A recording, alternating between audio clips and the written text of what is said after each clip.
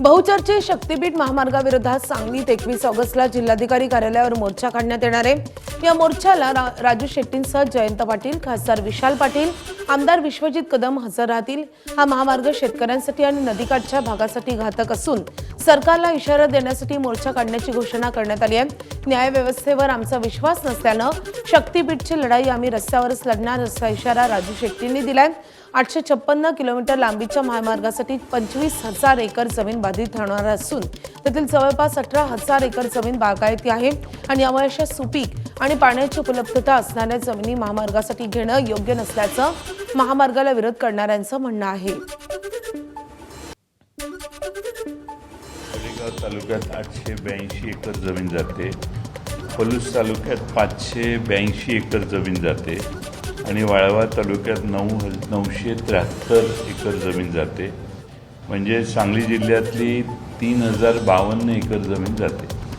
फक्त जमीन जाते, जाणाऱ्यांचं नुकसान नाही आहे, तर जमीन रस्ता गेल्यावर ती एक मोठी भिंत, चीनची भिंत जशी असते तशी ती भिंत तयार होते आणि तेच गाव जे हजारो वर्ष गुण्यागोविंदानं राहतं त्याच गावातल्या शेतकऱ्यांचे 2 तुकडे होतात।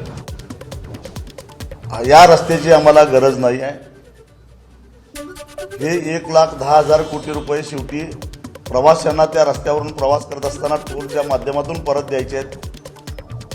आधीच महाराष्ट्रावर प्रचंड कर्ज असताना 1,10,000 कोटी कर्जाची गरज नाही आणि म्हणून हा रस्ता रद्द करावा। शक्तीपीठ महामार्गामुळं संभाव्य पूरबाधित या सगळ्या शेतकऱ्यांना घेऊन आम्ही 21 ऑगस्टला क्रांतिसिंह नाना पाटील यांच्या पुतळ्यापासून जिल्हाधिकारी कार्यालयावर सकाळी 11 वाजता एक प्रचंड मोठा मोर्चा काढणार आहोत।